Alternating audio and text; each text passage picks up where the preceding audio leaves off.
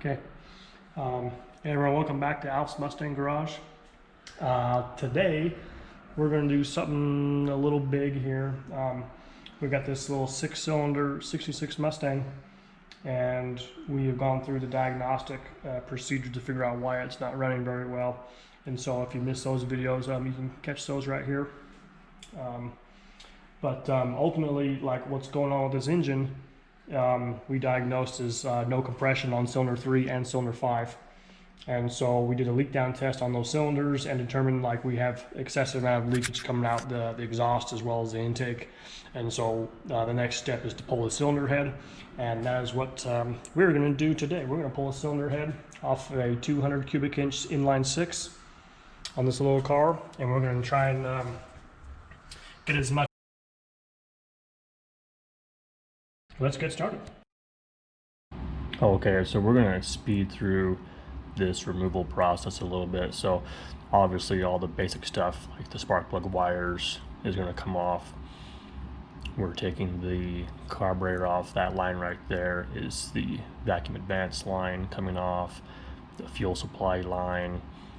There's also a vacuum line for the transmission shift modulator that came off right there. That's for an automatic transmission car.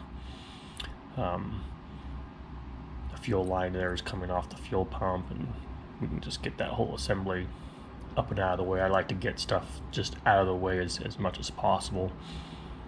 Some of the stuff you may not necessarily have to do, but I like to just get stuff out of the way. So the carburetor comes off, and then we have that spacer plate where your heater hoses go through there, and so that's coming off.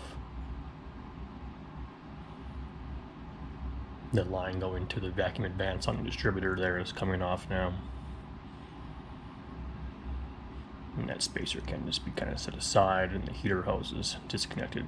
We just kind of set those aside.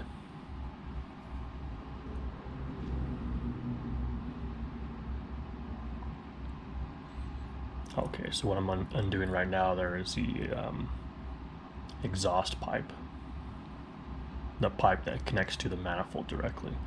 So that's coming off right now. Valve cover is also going to come off.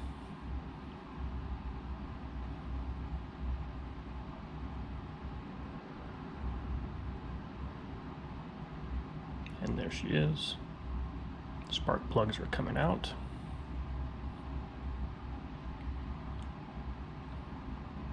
And yes, we are wearing our girly man gloves. We had someone comment on our gloves on one of our videos, so now they're forever known as our girly man gloves. So the rocker assembly is now coming off right there.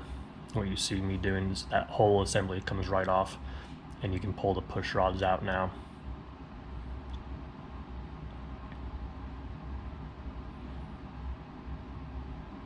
Thermostat housing is also going to come off. I pulled the temperature sensor there in the back. That's what I'm doing right there.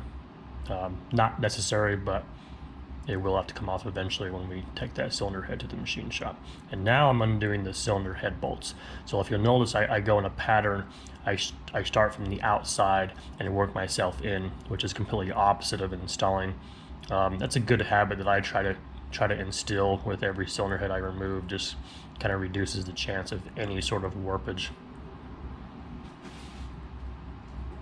So all those bolts are now coming off, and now we're pulling it off. And that is that process right there for you. And that sucker's heavy, so get some help to help you with that if you don't feel comfortable pulling that out by yourself. That sucker is quite heavy.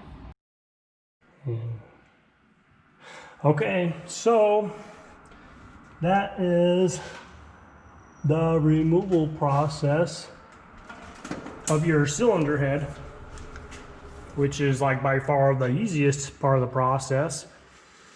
So from here we're going to send the cylinder head to the machine shop to have it inspected, magnafluxed, cleaned, inspected, rebuilt if rebuildable.